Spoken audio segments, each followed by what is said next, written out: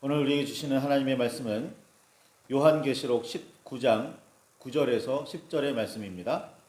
요한계시록 19장 9절에서 10절입니다.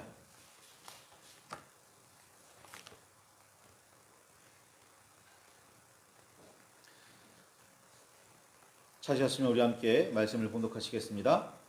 천사가 내게 말하기를 기록하라. 어린 양의 혼인잔치에 청함을 받은 자들은 복이 있도다 하고 또 내게 말하되 이것은 하나님의 참되신 말씀이라 하기로 내가 그 발 앞에 엎드려 경배하려 하니 그가 나에게 말하기를 나는 너와 및 예수의 증언을 받은 내 형제들과 같이 된 종이니 삼가 그리하지 말고 오직 하나님께 경배하라. 예수의 증언은 예언의 영이라 하더라. 아멘. 주님 우리의 마음을 여시어 말씀을 깨닫게 하옵소서. 아멘. 주님의 사랑과 그 크신 은혜가 저와 여러분 안에 가득하기를 소망합니다. 요한이 본 계시에 따르면 보좌에 앉으시니 즉 여호와 하나님의 오른손에 들려있던 두루마리를 받아든 어린 양 예수 그리스도께서 책을 열려고 봉인을 떼시기 시작하면서 줄곧 재앙이 잇따랐습니다. 그 재앙들은 심판에 따른 결과입니다. 다시 말씀드리지만 여러 번 반복해서 말씀드리지만 심판은 두려워할 일이 아닙니다. 심판은 판결을 위한 과정일 뿐입니다. 여호와께서 보시기에 선하다고 판결을 받으면 그만한 아니 그보다 더한 상급이 있겠지만 악하다고 판결을 받으면 재앙과 멸망뿐입니다. 그러니까 주 앞에서 선을 행하고 주님의 뜻에 따라 살아가는 사람들은 심판을 두려워할 이유가 없죠. 그러니 선한 이들이 심판을 두려워할 이유는 전혀 없습니다. 오히려 기뻐하며 감사하게 됩니다. 왜요? 그동안 저 악한 사람들 때문에 막한 그 악 때문에 마음고생이 심했는데 드디어 하나님께서 심판하시니까 하나님의 의와 공의가 이루어지니까 기뻐하고 감사할 일이죠. 그러나 악한 이들에게 심판은 그야말로 두려워해야 합니다. 책에 봉인이 떼어지면서부터 재앙들이 잇따랐는데 이는 악에 대한 징벌이었습니다. 베드로후서 3장 9절에 보면 베드로가 이렇게 말합니다. 주의 약속은 어떤 이는 더디다고 생각하는 것 같이 더딘 것이 아니라 오직 주께서는 너희를 대하여 오래 참으사 아무도 멸망하지 아니하고 다 회개하기에 이르기를 원하시느니라. 이 가르침을 기억하시기 바랍니다. 요한복음 3장 16절에서 19절에도 하나님이 세상을 이처럼 사랑하사 독생자를 주셨으니 이는 그를 믿는 자마다 멸망하지 않고 영생을 얻게 하려 하심이라. 하나님이 그 아들을 세상에 보내신 것은 세상을 심판하려 하심이 아니요 그로 말미암아 세상이 구원을 받게 하려 하심이라. 그를 믿는 자는 심판을 받지 아니하는 것이요 믿지 아니하는 자는 하나님의 독생자의 이름을 믿지 아니하므로 벌써 심판을 받은 것이니라. 그 정죄는 이것이니 곧 빛의 세상이 왔으되 사람들이 자기의 힘과 악함으로 빛보다 어두움을 더 사랑한 것이니라 라는 말씀도 기억하시기 바랍니다. 예수님께서 하늘의 보좌를 버리고 우리에게 오신 이유는 멸망이 아니라 구원하시기 위함입니다. 다시 오시는 재림 역시 우리를 구원하기 위함입니다. 심판이 목적이 아닌 거예요. 악에 대한 판결은 이미 내려졌을 텐데도 멸망이 계속해서 미루어지고 심지어 단번에 이루어지지 않는 이유입니다. 멸망이 아니라 구원이라고요. 조카 롯과 헤어진 아브라함과 언약하시면서 하나님께서는 이렇게 말씀하십니다. 너의 자손이 이방의 객이 되어서 그들을 섬기겠고 400년 동안 내 자손을 괴롭힘을 당할 것이다 라고 말이죠. 창세기 15장 16절에 내 자손은 4대 만에 이 땅으로 돌아오리니 이는 아모리 족속의 죄악이 아직 가득 차지 아니함이라 라고도 말씀하십니다. 이삭과 야곱이 태어나기 오래 전에 이미 이집트에서 400년을 살게 되리라 하신 말씀입니다. 그리고는 다시 돌아오게 될 텐데 그렇게 오랜 시간이 걸려야만 하는 이유를 뭐라고 말씀하시냐면 아모리 족속의 죄악이 아직 가득 차지 않았다 라고 말씀하세요. 아모리인의 죄악이 가득 차기까지 하나님께서는 아모리인에 대한 징벌을 늦추십니다. 이 기간은 아모리에게 있어 회개의 기회이기도 합니다. 우리가 섬기는 여호와께서는 수틀린다고 재앙을 베푸시는 분이 아닙니다. 재앙을 베풀어야 할 정당한 이유가 있어도 늦추고 또 늦추시는 분이십니다. 어떤 사람들은 하나님께서는 죄악을 참지 않으시는 매우 냉정하고 엄혹한 분이라고 말하기도 합니다. 그러나 이는 섣부른 묵상에 가당찮은 결론입니다. 대홍수가 있었던 시절 사람의 죄악은 세상에 가득했고 생각하고 계획하는 모든 일이 악했습니다. 땅에 사람을 지으셨음을 한탄하신 여호와께서 마음에 근심하던 그때 노아는 의인이었고 당대의 완전한 사람이었습니다. 조금 시각을 달리해서 보면 세상에 의인이 한 명 남을 때까지 기다리고 또 기다리셨다는 뜻이 됩니다. 흔히 노아가 산 위에 방주를 짓던 기간을 100년이라고 가르치곤 하는데 노아의 이런 기행은 그 시대를 향한 선포였고 기다림이었습니다. 도대체 노아라는 사람들은 왜 저런 걸 하지? 그것도 100년씩이나? 왜 그랬을까? 왜 그럴까? 궁금해하고 알아볼 시간이 있었다는 거예요. 그 시간 동안에 자신의 삶을 돌이킬 기회가 있었다는 겁니다. 그런데도 회개하고 돌아오라는 주님의 부르심에 아무도 응답하지 않자 노아의 가족과 모든 생물의 대표들만 살아남아 명맥을 잇게 하셨습니다. 심판을, 멸망을 늦추신 거예요. 그때까지.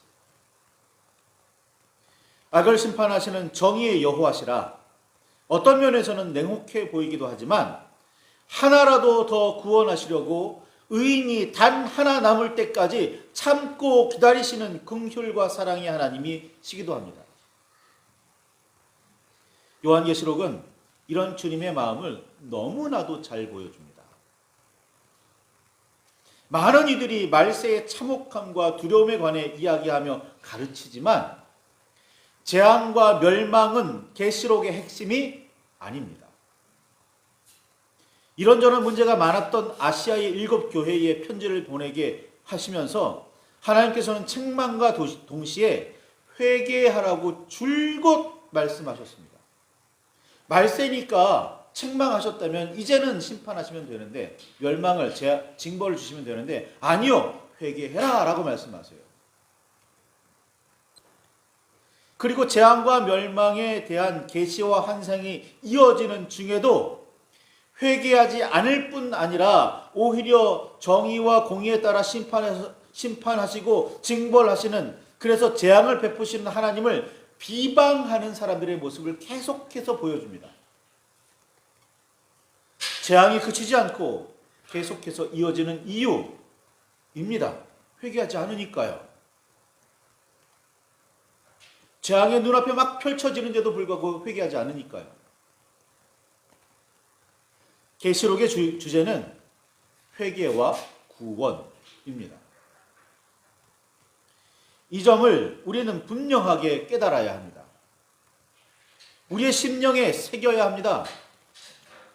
무엇이 잘못되었고 어떻게 달라져야 하는지를 깨달아야 합니다. 나아가 우리가 오늘을 어떻게 살아야 할지를 결단해야 합니다. 그렇지 않으면 마지막 날에 결국 어떤 일이 일어날지 계시록은 우리에게 들려주고 있습니다. 요한은 이 모두를 계시와 환상으로 보았던 겁니다. 참 재미있고 좀 당황스럽지만 구약의 예언자들의 예언, 선지자들의 예언은 이루어진 일이 그렇게 흔치 않습니다. 너희가 하나님의 뜻을 온전히 따르기만 하면 하나님께서 너희를 징벌하지 않으신다, 너에게 복을 주신다 하셨지만 하나님의 뜻을 따르지 않으니 징벌이 이루어지는 거고, 하나님의 계시하신 대로 선포하신 대로 뜻이 이루어지지 않잖아요. 너희가 하나님을 온전히 따르기만 하면 하나님께서 너에게 복을 주시겠다 아무리 말을 해도 듣지 않으면, 따르지 않으면 복이 아니라 멸망이 이르는 거죠. 그래서 참 재밌게도 하나님의 말씀은 이루어진 예가 별로 없어요. 만약에 누군가가 회개하고 돌이키면 하나님은 재앙을 미루셨고, 누군가가 회개하고 돌이키지 않으면 복을 철회하셨기 때문입니다. 이 비밀을 우리는 깨달아야 합니다. 계시록에서 심판을 받아 결국에 멸망에 이르는 큰 음녀가 등장하는데 17장에 등장하죠. 그 음녀는 바벨론입니다. 음녀는 온갖 화려한 장신구로 자신을 꾸몄고 무적행에서 올라온 짐승을 타고 있는데 그 짐승은 7머리와 10뿔을 가지고 있습니다. 이 모든 것이 땅의 왕들이 음녀 바벨론과 음행함으로 권세를 얻었고 상인들은 치부했다는 그런 뜻이에요. 바벨론이 무너지자 왕들과 상인들은 일제히 슬퍼합니다. 음녀가 망했는데 슬퍼해요. 기뻐하는 게 아니라. 왜냐하면 자기들의 권세와 부의 원천이 바벨론이었거든요. 바벨론의 힘을 얻어서 자기도 힘을 얻었고, 바벨론에게 상품을 팔아서 자기도 이득을 얻었어요. 그런데 그 바벨론이 사라지잖아요. 그러니까 어디에서 힘을 얻을 거예요? 어디에서 부를 얻을 겁니까? 자기들의 권세와 부의 원천이었던 바벨론이 무너졌으니 자신들의 권세와 부도 사라지리라 하며 슬퍼합니다. 바벨론을 불쌍히 여긴 게 아니에요. 그 무너짐을 안타깝게 여긴 게 아닙니다. 저들이 없으니 나는 어떻게 하냐? 이게 슬픔의 이유였던 거예요. 철저히 자기중심적입니다. 이기적입니다. 무너진 바벨론이나 그 모습을 바라보고 있는 사람들이나 별 차이가 없습니다. 심지어 바벨론과 무역한 상인들의 상품 목록이 등장하는데 그 목록에는 사람의 영혼들이 들어가 있습니다. 성이 무너진 후에 살펴보니 선지자들과 성도들과 및 땅 위에서 죽임을 당한 모든 자의 피가 그 성 안에서 발견됩니다. 그러니 상인들이 바벨론에 팔았던 그 사람들의 영혼, 바벨론이 모두 다 어떻게 한 거예요? 다 죽인 거잖아요. 그런데도 그 바벨론이 사라진 걸 보고, 무너진 걸 보고 슬퍼했다니까요. 바벨론은 그와 같은 방식으로 살아가는 모든 사람, 어쩌면 우리를 상징합니다. 땅의 권세와 부를 차지하기 위해 하나님의 사자들인 선지자들과 하나님의 백성을, 나아가 주변의 모든 사람을 죽이는 방식 말입니다. 이런 삶의 방식으로 우리는 우리가 사는 세상에서 부귀 영화를 누릴 수 있습니다. 분명한 사실입니다. 그러나 이런 방식을 하나님께서는 절대로 기뻐하지 않으십니다. 주님께 영광을 돌리며 세상에 평화를 끼치지는 않고 그저 세상에서 자기만 누릴 부귀 영화를 추구하는 방식도 마찬가지입니다. 그런 방식은 책망받아야 마땅합니다. 고조선의 건국 이념이고 대한민국의 비공식 국시, 즉 국가정책의 기본 방침, 뭐라고 생각하세요? 홍익인간이라고 합니다. 그런데 이 홍익인간은 지극히 이타적인 정신이에요. 그런데 오늘 우리에게서는 이런 이타적인 정신을 찾아볼 수 있을지 의문입니다. 성경 속에서 가르치시는 하나님의 사랑, 하나님을 사랑하고 이웃을 사랑하라는 말씀에서 우리는 이웃 사랑조차 제대로 실천하지 않고 있는 듯 보이기 때문입니다. 이웃의 고통을 알아주질 않아요. 왜 내 고통을 알아주지 않느냐라고 아우성칠 뿐이죠. 자기중심적이잖아요. 이기적이잖아요. 요한일서 4장 8절에 사랑하지 아니하는 자는 하나님을 알지 못하나니 이는 하나님은 사랑이시라 라는 겁니다. 자기를 사랑하지 않는 자 아니잖아요. 이웃을 사랑하지 않는 자이잖아요. 이 말씀에 비추어 보면 그리스도인 혹은 성도라고 자처하는 우리는 과연 하나님을 사랑하고 있다고 주장할 수 있을까요? 음녀 바벨론의 멸망 후에 요한은 하늘에서부터 들리는 큰 음성을 들었고 그 내용은 하나님을 향한 경배와 찬양이었습니다. 이제 그 음녀가 사라졌다. 어린 양께서 그 음녀를 물리치셨다. 그러니 우리 기뻐하자. 감사하자. 찬양하자. 이때 한 천사가 어린 양의 혼인잔치에 초대받은 사람들은 복이 있다면서 하나님의 참된 말씀을 기록하라고 요한에게 말했습니다. 요한은 천사의 말을 듣자마자 천사의 발 앞에 엎드려 경배하려고 합니다. 천사의 발 앞에 엎드려 천사에게 경배하려고 한 겁니다.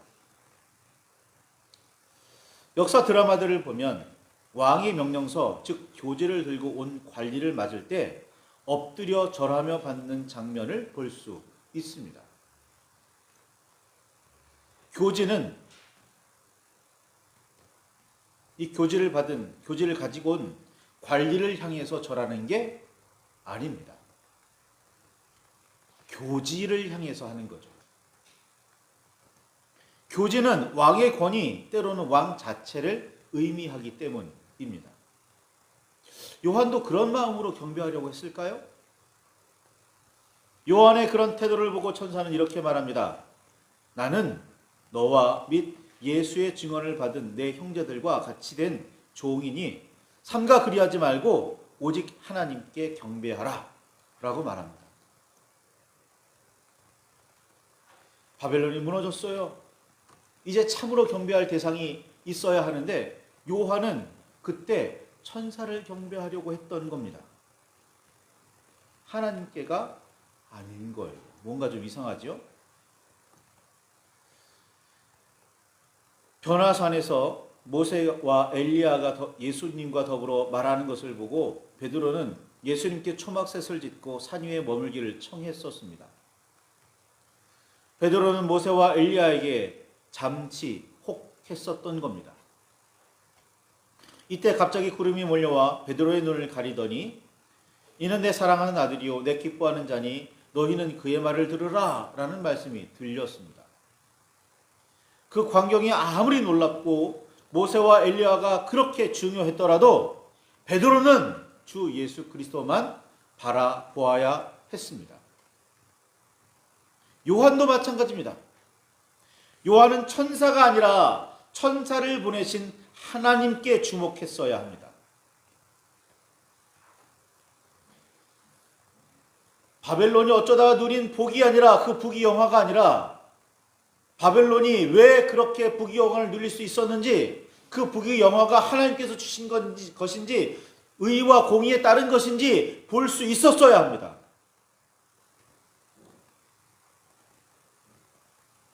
그런데 그렇지를 못했던 거죠. 우리가 또 한 가지 기억해야 할 것이 있다면 천사가 자기 본분을 지켰다는 사실입니다. 내가 경배받아서는 안 된다고. 경배는 하나님께 드려야 한다고 말이죠. 목회자는 하나님을 섬기고 그리스도를 따르게 하는 사람이 되어야지 나를 따르라 라고 말해서는 안 됩니다. 성도는 그러면 안 됩니다. 소금과 빛으로 세우신 하나님의 백성이며 그리스도의 제자된 우리 역시 마찬가지입니다.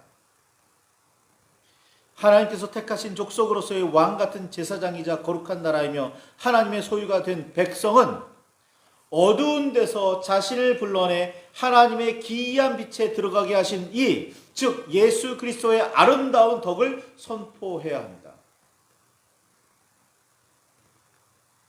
우리 교회 이런 저런 일을 한다. 우리 교회 아름답지? 선한 일 많이 하지? 나 이런저런 선한 일 많이 해. 나 참 잘하고 있지? 아니요.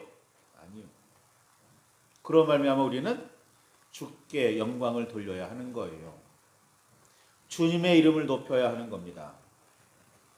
천사가 그런 면에서 자기 본분을 지키고 있는 거예요. 하나님께서 이스라엘 자손을 제사장의 나라와 거룩한 백성과 하나님의 소유로 삼으신 이유는 하나님께 속하여 하나님의 말씀을 잘 듣고 언약을 지키라는 뜻이었습니다. 자기가 천사인 이유는 여호와 하나님을 드러내기 위함이지 자기가 드러나기 위함이 아닙니다. 예수님께서 이렇게 말씀하십니다. 요한복음 14장 10절에 내가 너희에게 이르는 말은 스스로 하는 것이 아니라 아버지께서 내 안에 계셔서 그의 일을 하시는 것이라. 이 말씀의 뜻을 새겨보시기 바랍니다. 심지어 예수님도요, 당신을 드러내려고 하지 않으셨어요. 아버지 하나님을 드러내려고 하셨죠. 하나님의 뜻을 밝히려고 하셨죠. 하늘의 복음을 전하려고 하셨죠. 영광과 경배는 오직 하나님께 드려야 합니다. 교회가 받아서도 안 되고 목회자가 받아서도 안 되고 성도 누가 받아서도 안 되는 거죠. 계시록의 말씀들은 이를 위한 심판의 계시였던 겁니다.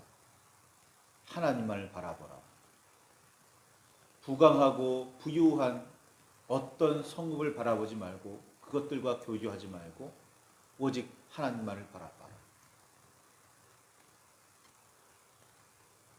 너를 구원하시려고 그토록 애쓰시는, 너를 구원하시려고 독생자마저도 보내시는 너희 하나님을 바라봐라. 너희 하나님 앞에서 너희 본분을 지켜라. 라고 말이죠. 말씀을 붙들고 깊이 묵상하시기 바랍니다. 기도하시기 바랍니다. 정말 내가 하나님의 뜻대로 주의 말씀대로 온전히 받들며 살아가고 있는지, 주님 앞에서 자신의 본분을 잘 지켜 하나님께 영광을 돌리고 있는지, 주께서 명하신 대로 소금으로 빛으로 그 역할을 감당하고 있는지, 말세지말이 심판의 그때가 두려움으로 다가오고 있는지 아니면 기대로 기쁨과 감사로 기다려지고 있는지 깊이 묵상하시기를 바랍니다. 주의 뜻이 저와 여러분 안에 온전히 새겨지기를 소망합니다.